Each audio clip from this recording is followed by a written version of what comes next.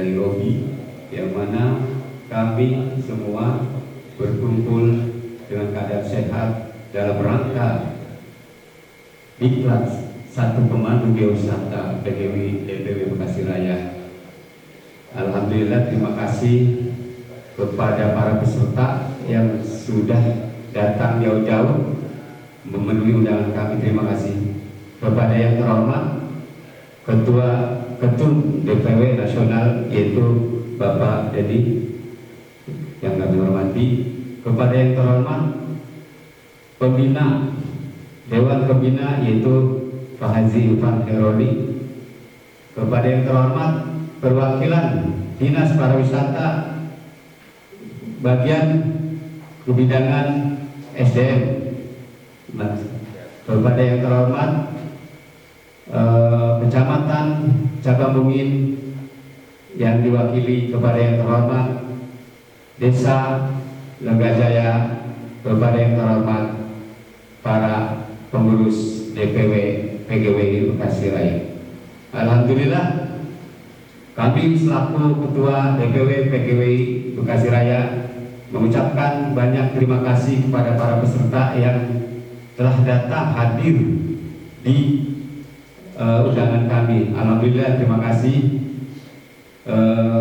PGWI ini berjalan masih belum begitu lama, baru 9 bulan, tapi alhamdulillah sudah lari karena kesemangatan itu oleh Dewan Pembina kita. Itu semangat banget, artinya supportnya luar biasa. Saya terima kasih Pak Dewan Pembina.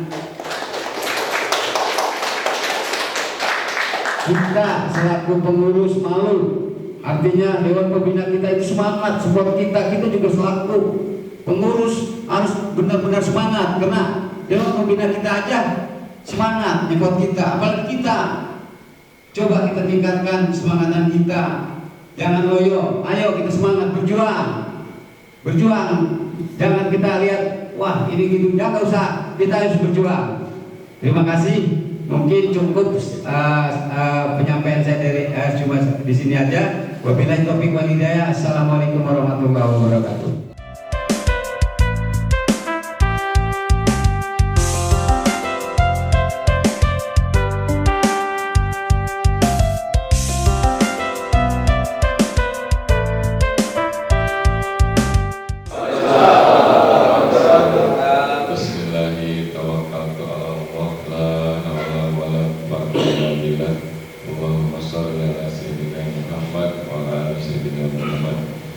Pertama yang saya hormati Ketua Umum PGWI Kang Beni Hatur Nuhun sudah bisa hadir, alhamdulillah.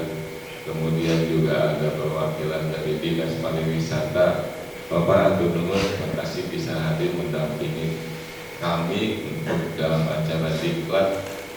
Kemudian juga Ketua PGWI Bekasi Raya Bapak Enan Hatur Nuhun.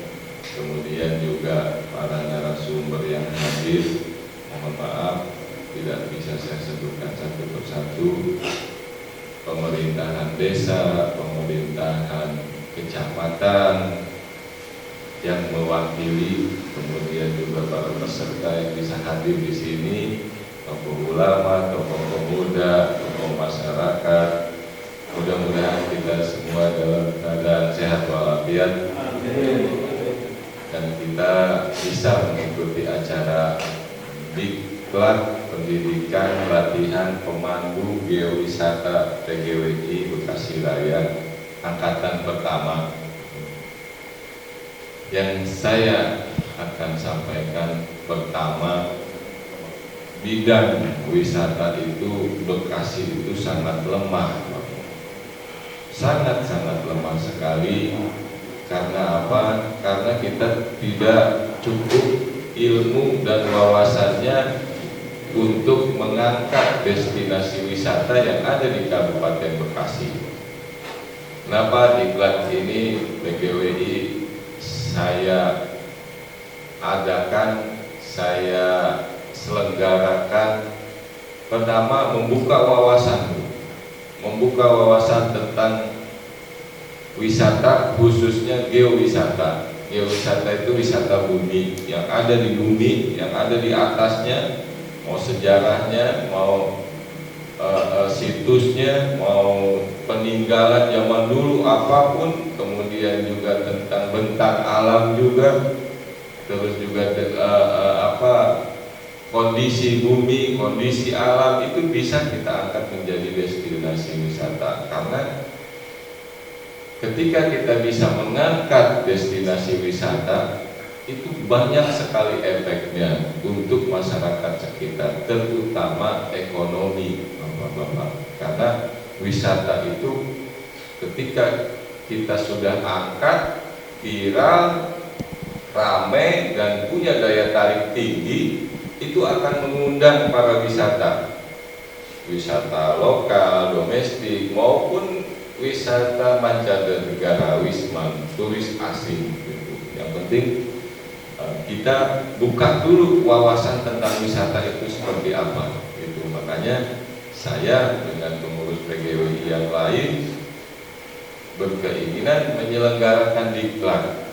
Kita perlahan-lahan, kita nanti yang sudah di diklat itu mudah-mudahan bisa menyebarkan sadar wisata kepada masyarakat atau lingkungan sekitar.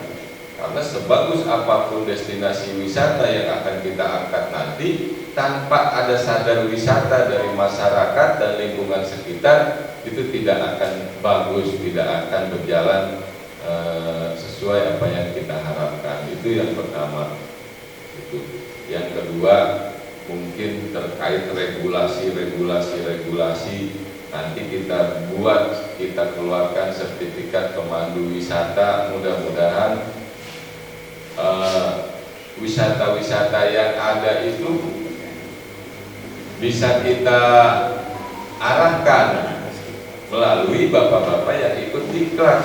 Contoh, nanti di desa saya, Pak Ketua, ada destinasi wisata, misalkan ada sumur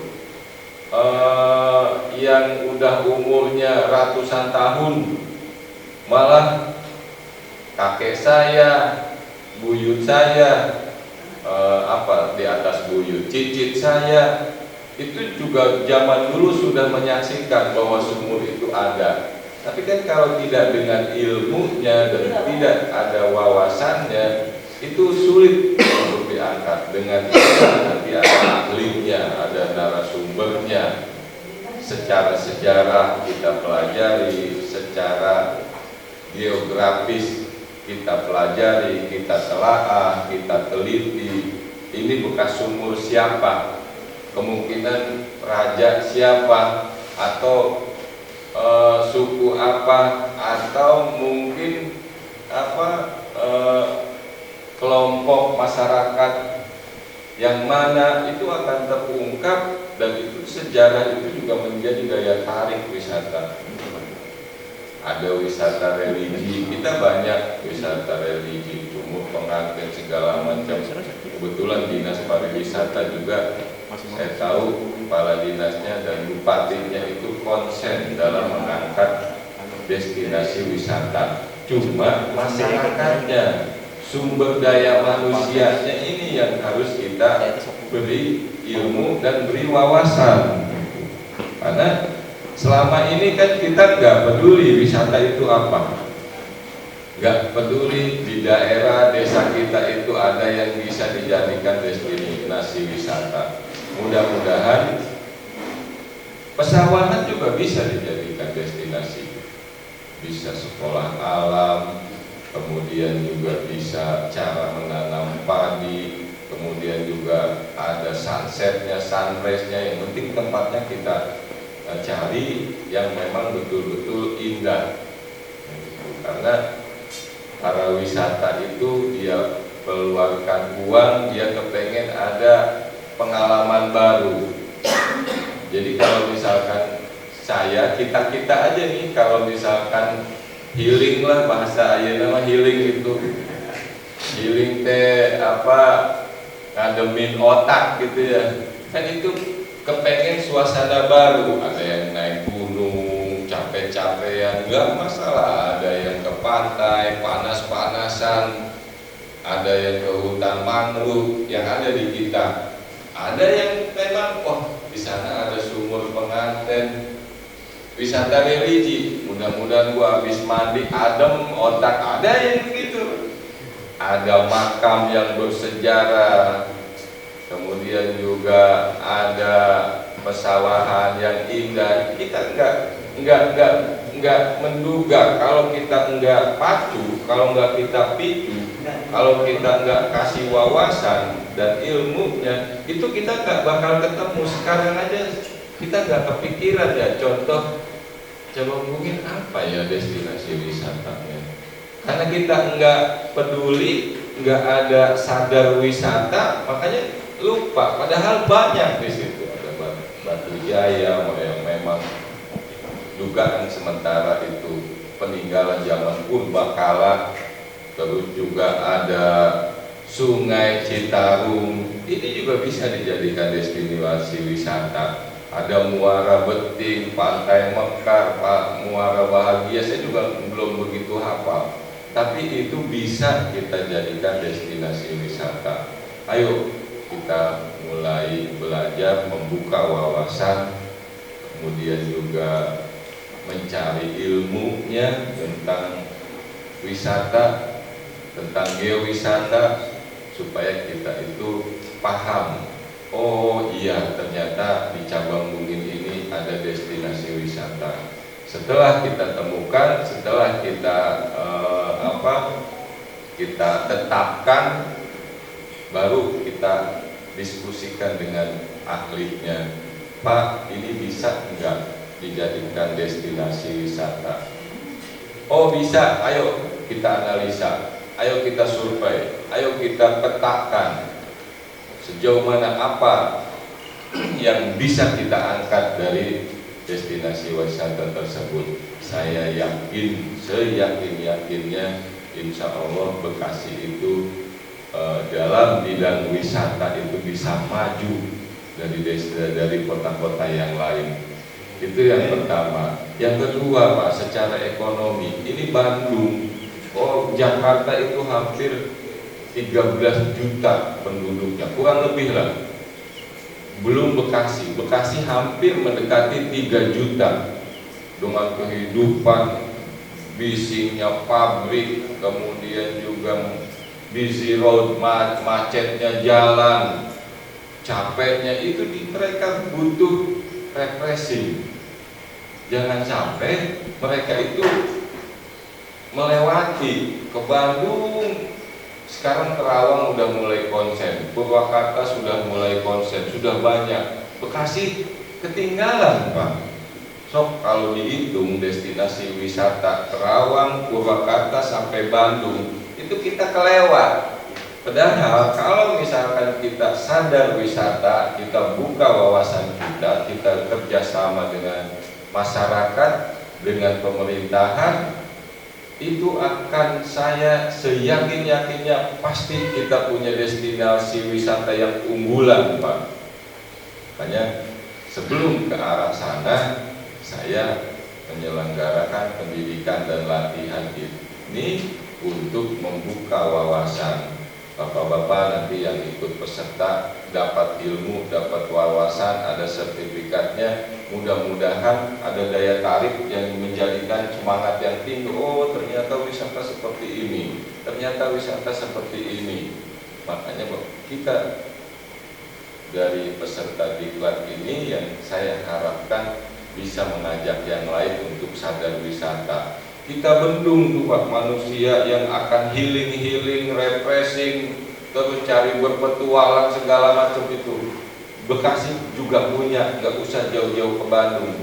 Saya mengucapkan banyak-banyak terima kasih atas kehadiran bapak-bapak menjadi peserta diklat. Nggak apa-apa, nggak kudu banyak, Pak.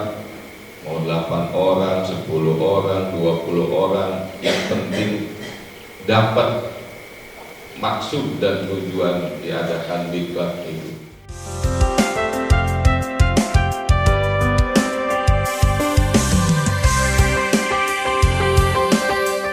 Ya, bismillahirrahmanirrahim. Assalamualaikum warahmatullahi wabarakatuh. Waalaikumsalam warahmatullahi wabarakatuh.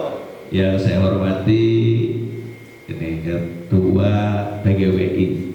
ya, Ustaz, mungkin sama jajarannya. Saya salam kenal Pak, saya Pak Rosidin dari Dinas Pariwisata.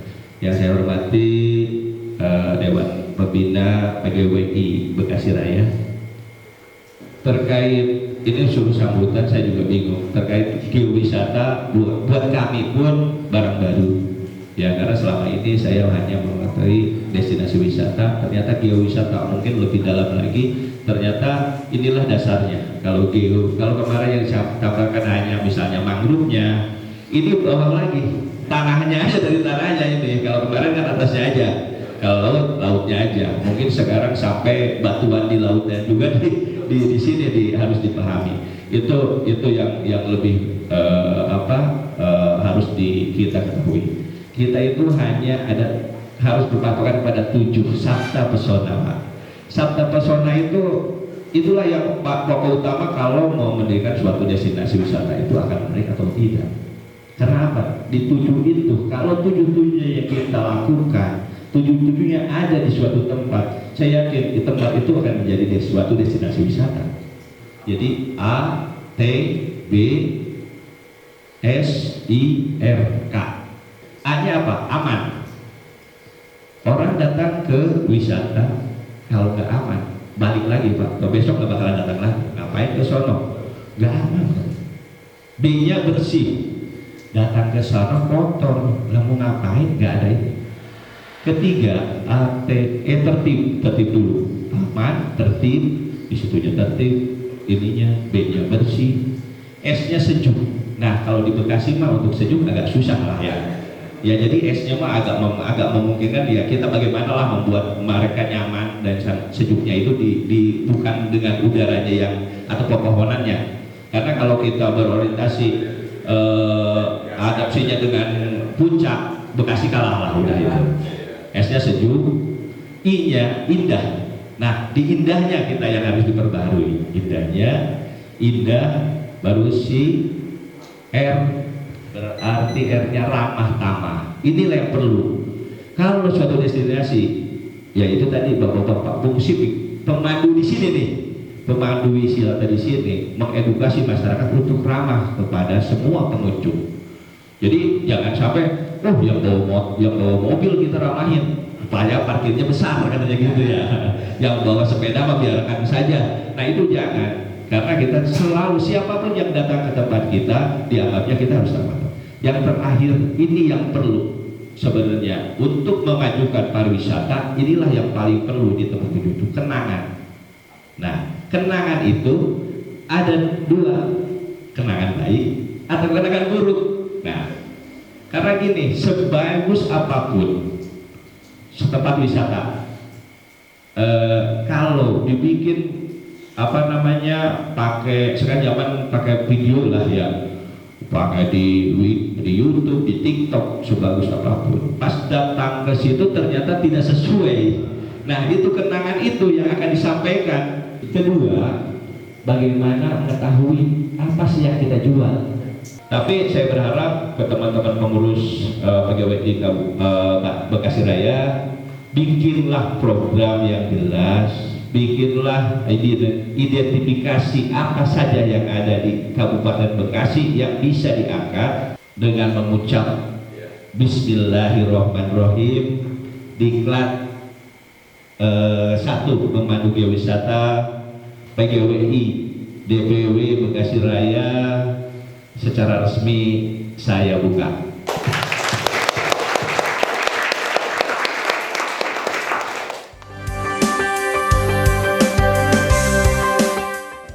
Dinas Pariwisata, jadi artinya pemerintah tidak meninggalkan kita, sebenarnya masih ada pemerintah. Itu teman-teman ya, mulai nyalakan pemerintah wae, setelah pemerintah terdatang gitu, tapi hari ini hadir, kita kasih apa ya. Baik teman-teman semuanya, jadi kalau tadi sebenarnya semuanya sudah lengkap semua, sudah sampai kalau Pak Haji. Jadi saya hanya menyimpulkan aja barangkali ya seperti itu ya. Jadi agak cepat saja, jadi mudah-mudahan ini menjadi berkah kita semuanya. Amin. Syukur alhamdulillah ini kita didorong sama-sama. Jadi kalau tanpa Pak Irfan, buat teman-teman semuanya ini tidak akan terjadi. Baik teman-teman semuanya, PGWI itu apa? Sedikit singkat saja kepada teman-teman semuanya. bahwa saat ini juga penting ya, karena bahwa di Indonesia itu banyak sekali ada banyak potensi-potensi yang perlu digali. Jadi artinya mulai akhirnya muncul di 2019 ada namanya adalah geowisata. Ya. Jadi barangkali buat Bapak Ibu teman-teman yang sering dengar ada wisata budaya, ada wisata sejarah, ada wisata berkaitan dengan alam dan segala macam. Nah ini geowisata paling terakhir Pak, paling bontot. Biasanya paling bontot itu paling menyempurnakan semuanya, barangkali seperti itu ya. Ya datang belakang bisa menyempurnakan semuanya. Tadi disebutkan oleh Pak Jevan bahwa sebenarnya yang kita garap itu sebanyaknya itu bukan hanya berkaitan dengan bentang alam, proses bumi yang terjadi, kemudian ada manusianya yang tinggal di sana. Nah narasi-narasi itu nanti baru. Jadi sebenarnya hari ini Bapak Ibu semuanya kita akan belajar bagaimana caranya kita merakitkan narasi-narasi ini bisa kita jual. Ada nilai ekonominya di dalam tanpa merusak alam, tapi justru adalah melakukan kegiatan konservasi. Begitu ya teman-teman semuanya. Nanti akan saya kenalkan ini ada beberapa narasumber yang hadir. Barangkali di sesi berikutnya akan saya sampaikan. Nah kemudian menariknya dari tentang PKW itu sendiri, jadi kami sudah bergerak ya, bukan hanya di lokasi. Di sini juga hadir ada teman-teman dari Bandung Raya, ada M. Rizky atau biasa dipanggil Kak Siko yang sudah hadir. Ini juga teman-teman akan bantu juga sama-sama. Kemudian juga tidak hanya di Bandung Raya, karena kami menyebut Bandung Raya itu dalam cekungan.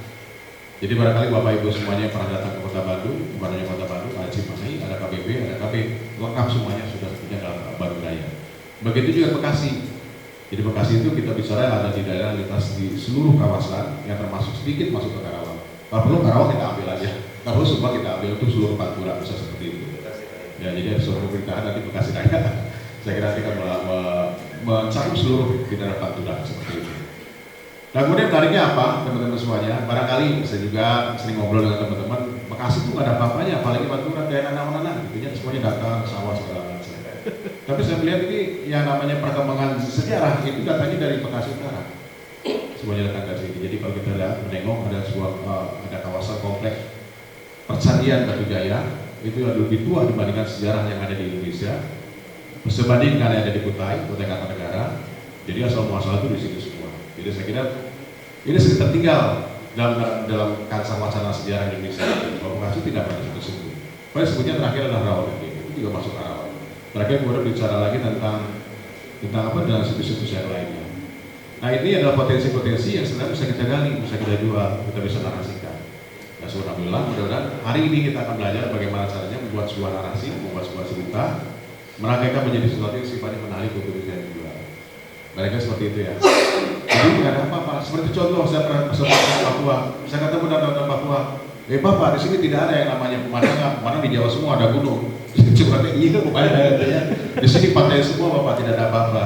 Jadi rupanya kalau kita sudah tinggal di sini dan melihat sesuatu yang sifatnya biasa, dia menjadi biasa. Tapi ketika saya datang ke sini ada sesuatu yang menarik. Barangkali nanti kita ungkapkan dalam kegiatan nanti dalam kegiatan kita. Barangkali dari saya seperti itu saja. Mudah-mudahan bisa memberikan sedikit ya dasarnya. Nanti kita akan masuk lagi dalam kegiatan kita berikutnya. Baik, saya ucapkan terima kasih. Assalamualaikum warahmatullahi wabarakatuh. Nggak ada Ibu ya, Bapak, Pak Ketua dan Ketua DPW Bekasi Raya yang saya hormati, mohon izin saya sedikit bercerita saja mungkin ya Pak ya, bercerita. Jadi memang kalau tadi saya berada di atau ada sedikit pengalaman di komunitas. Jadi komunitas awalnya memang penyelamatan lingkungan Pak, penyelamatan lingkungan yang kemudian kebetulan di daerah sini juga nanti mungkin Kang Deden akan lebih banyak bercerita ya tentang potensi daerah di Bekasi Raya ini gitu. Cuman selintas saya kesini itu langsung terbayang bahwa saya akan ke Bekasi itu saya akan masuk ke wilayah Das Citarum Hilir. Jadi sebenarnya yang Batu Jayanya saya kurang begitu mengenal gitu ya, atau mungkin ya Citarum juga sebenarnya baru kali ini saya masuki wilayah Citarum Hilir. Karena kebetulan saya juga di provinsi itu gabung di Dewan Sumber Daya Air Jawa Barat, termasuk saya juga masuk di tim ekspedisi Pak, tim ekspedisi Das Citarum. Kebetulan wilayah kerja saya di Das Cimeta Pak, ini baru SK, dulu aja baru SK. Dan kebetulan di sini juga ada, makanya saya tadi kontak-kontak ada yang namanya Kang Willy kan di sini. Saya tadi Kang Deden kan kenal dengan Kang Willy enggak gitu. Jadi untuk konteks Das Citarum Hilir ini ada petugas yang ditugaskan untuk melakukan ekspedisi, analisis, penelitian tentang studi lah atau penelitian tentang kerusakan dan apa masalah di Das Citarum ini gitu, memasuki tahun 2023 ini gitu. Ke depan. Contohnya, tadi ngomongin Pak, kalau saya itu di Citatah itu sampai nggak jadi geoparknya karena pertambangan itu. Malah Pak, sebelum Sukabumi, Ciletuh, Pak ya kalau dengar Ciletuh itu mau Citatah dulu. Sudah Biofarma kita sudah beberapa kali rapat dengan direktur Biofarma untuk membangun Citatah. Cuma karena ada eksploitasi, jadi konservasi yang kemudian nanti berdampak ke geowisata, jadi hilang juga. Nah, saya bukan anti terhadap eksploitasi, tapi nanti ada ruang-ruang di mana yang perlu dieksploitasi, mana ruang yang perlu dikonservasi. Termasuk nanti mungkin saya nggak tahu di Batu Jaya ini sekitarnya seperti apa, itu mungkin di situ juga akan terancam Pak, oleh industri misalnya, oleh apa di situ. Saya nggak tahu ke depan, tapi minimal kita bisa menjaga, melindungi situs ini ataupun mangrove ini sehingga betul-betul bisa menjadi wahana destinasi yang baru. Tergantung kita nanti mengemasnya, karena nanti kalau saya berbicara poin geowisata itu kan tidak lepas dari, atau geopark ya, yang saya pelajari itu tidak lepas dari pertama ada konservasinya Pak. Ini syarat mutlak. Ini syarat mutlak untuk geowisata atau geopark itu adalah konservasi. Kalau tidak ada konservasi tadi, kedua adalah edukasi Pak. Jadi harus ada edukasi. Makanya untuk geowisata ini bukan sekedar nanti kita main Pak, jalan-jalan, kita mengantar, misalnya ada tamu, tidak hanya itu Pak, tapi berbicara tentang semuanya, bercerita, ada nilai-nilai edukasi situ, ada pembelajaran. Apalagi kalau misalkan nanti yang pengunjungnya itu adalah anak-anak sekolah. Jadi dimulai dari perjalanan, karena mungkin sebagian sini ada yang di travel ya. Di travel itu kan dimulai di situ sudah ngomong kan belakang. Selamat datang, kita akan menuju perjalanan ini, kita melewati gunung ini punya sejarah, disambungkan dengan sejarah Belanda misalnya sebenarnya itu edukasi semua Pak. Ini adalah hasil tumbukan meteor yang jadi pada saat meteor itu jatuh ke bumi, dia kan panas ya, meteor itu panas. Dan dia terus yang bawahnya adalah batu satam. Batu satam ini kalau juga itu sebenarnya bisa jadi kajian ya. Jadi kajian menarik bagi orang yang baru. Saya termasuk Kang Ciko tadi Kang ini datang ke saya menunjukkan.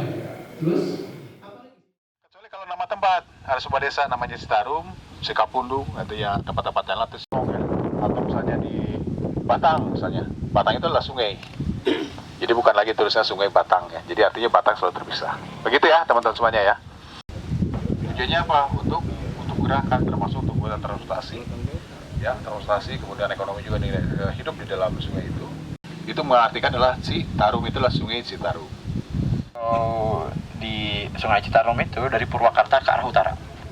Di Purwakarta ke arah utara kita nggak akan nemuin lagi yang namanya gunung-gunung.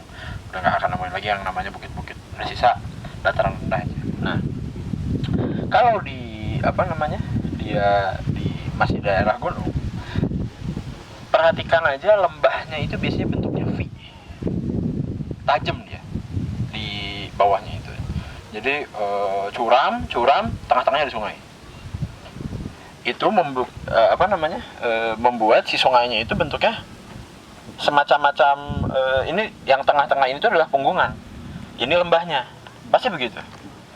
Bentuk polanya pasti semacam kayak dendritik, jadi kayak mengakar gitu, mengacu ke akhirnya ke satu titik juga, yang ngegabung, akhirnya jadi ke sini. Terus mengenai cerita batu, awalnya batu ini adanya di Kerawang. Udah jelas barang tentu dari tadi saya udah bicara, ini hanya mengulas batu itu adanya di Kerawang, Kecamatan Batu Jaya, Desa Batu Jaya, Kampung Batu Jaya yang ada di daerah Kerawang. Nah waktu itu dia ini adanya lagi ngegletak, bukan ada tempat gubuknya, belum ada gubuknya. Dia itu lagi ngegletak, akhirnya di situ ada orang meraya kuda. Nah, orang meraya kuda itu karena dia ini nggak betah sama kotoran kuda, dia itu kalau malam suka pergi Begitu dia pergi, ketemulah sama Ki Bajul Putih. Kamu tahu kan Ki Bajul Putih? Yaitu buaya putih. Nah, ceritanya dibawa sama Ki Bajul Putih, nggak tahu kemana adanya, tahu-tahu adanya di sini Pak, di bawah. Nah waktu itu, zaman itu, saya juga sebenarnya ngalamin enggak mencerita kakek saya. Nah itu waktu itu masyarakat itu ngomong sama tuan tanah, sama juragan dah, juragan dulu dah. Ceritanya ada batu nongol di Kali Citarum. Nah akhirnya juragan itu manggil orang Pak, sebanyak 40 orang. Tuh, manggil orang juragan itu 40 orang, digotong lah ke daratan nih, maksudnya jangan sampai kerendam di air. Digotong pakai talinya, katanya tali bambu, gotongnya pakai di ulit itu tali bambu, diirat pakai tali bambu. Nah setelah digotong ke tali bambu, pas tahun 75 ada perehaban tanggul Pak, pertama tahun 75 waktu bikin kecamatan Cabang Bungin. Saya ingat udah. Nah itu jalan itu Pak, itu Pak tuh jalan nih lurus, jalan bukan di sini, itu tuh depan, samping ini itu jalan lurus. Nah 2013 kemarin, pas 2013 ada perehaban tanggul lagi Pak, penggalian kali nih tanggul. Akhirnya diputer lah ini jalan kemari. Kata saya Pak, kalau emang jalan mah itu enggak Pak, saya nggak berani, saya kemari aja nanya. Ya udah silakan kemari. Tuh itu 2013 Pak, 2013 kemarin.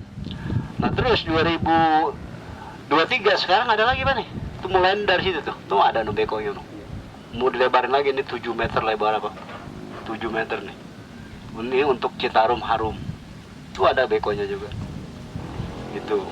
Nah adapun mitosnya Pak, banyak orang yang mitos yang datang ke sini ya, saya mah kan kalau umpamanya betul ya, orang datang ke sini kan dia yang cerita. Jadi bukan saya yang nanya, malah dia yang cerita. Ada orang yang ngomong sompral Pak, saya mah datang ke sini katanya ini mah banyak rumah. Pulau aja kalau lagi sini saya seberangin Pak katanya. Tuh, kata orang yang ngomong sombong. Saya dalam hati saya ini orang ngomong anu amat ya. Pada begitu saya titipin, Bang, saya tunggu di depan ya.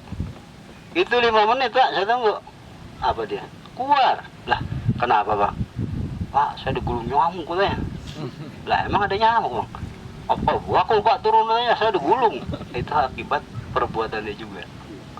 Ada lagi orang Cikarang, duduk bertiga. Bukan duduk, datang bertiga. Begitu datang bertiga, yang duduk satu, kan saya titipin satu. Masuknya bertiga Pak, pertama nih. Masuknya bertiga. Saya titipin satu, yang duduk di sini siapa? Saya Pak, berapa orang sendiri, udah yang 2 keluar. Begitu jam 2, ceritanya nih jam 2, akhirnya bocah yang satu keluar nih, kesana no, tempat nungguin. Nah udah keluar, udah jam 2, udah pagi kata dia, udah balik. Kayak yang 2 nih, kalau menurut logika kita, dia juga nggak salah Pak, ya, karena dia masuk ke bertiga, dia mau pamitan, dia temen nih, masuk lagi kemari kan, pamitan. Jadi megang Pak dia, megang batu. Yang satu megang belah sono, tengah, yang satu megang belah mari. Tahu-tahu jam 5 dia udah nyampe ke rumah saya belum bangun. Nah, ada apa ini? Nyampe lagi rumah. Pak, tolong anterin saya suruh minta maaf. Memang apa? Songong nganterin saya, megang-megang anu dia, kata dia gitu. Saya tanya, ente tidur bareng? Lah kagak lah, dia punya bini, saya punya bini katanya. Nah itu bisa bareng. Tahu saya sama dipalanin, sama-sama dipalanin. Tuh, itu cerita dia jam 5. Saya kaget. Karena orang nanya, dimanapun orang nanya, di daerah Kerawang banyak penjarahan Pak, ya, banyak penjarahan daerah Tempuran semua ya, dari Sumatera sampai ke ini dah Batu Timbul banyak. Semua orang nanya sebelum lu jarah kemana-mana datang dulu ke sini, karena ini yang paling tua. Itu cerita-cerita orang sono yang dari sono. Ini yang paling tua katanya. Setelah udah dari sini bodoh, lu mau kemana katanya. Tuh, itu kata orang itu. Apalagi Sultan Burhanuddin Notomi Harjo, dia orang Cempaka Putih, 120 persinggahan begini Pak. Dari awal kemarin udah keluar kota ada mana? Daerah-daerah Jawa, Sonono, Medan, Sumatera. Akhirnya pas dapat 22 dikasih ke saya, Pak nih, saya udah 22 yang saya tempuh. Awalnya saya pertama berangkat dari sini, terakhir saya kesini lagi. Itu saya dianuin sama dia, Pak Burhan. Marilah kita berdoa sejenak agar acara pada siang hari ini berjalan lancar pada akhir nanti, dan kita membawa berkah ya rabbal alamin. A'udzu billahi minasyaitonir rajim. Bismillahirrahmanirrahim. Hamdan syakirin hamdan na'iman hamdan yuafi ni'amaka fi majidah ya rabbana lakal hamdu kama yanbaghi lil jalali wajhikal karim wa 'azimi sultanik. Allahumma taqabbalna minas salatana wa siyamana wa ruku'ana wa sujudana wa qawdana wa tadarrana wa takhasana wa ta'abudana wa tamtasirna ya rabbal alamin. Allahumma salamatan fid wa afiyatan fil jasad wa salamatan fil ilmi wa fil rizqi wa tawbatan qabla al-maut wa rahmatan indal maghfiratan ba'dal maut. Allahumma hawwin 'alaina fi syakaratil maut wa najatan minan nari wal afiyatil hisab. Rabbana atina fid dunya hasanah wa fil akhirati hasanah wa qina adzabannar wa qina adzabannar wa qina adzabannar. Walhamdulillahi rabbil alamin. Al-Fatihah.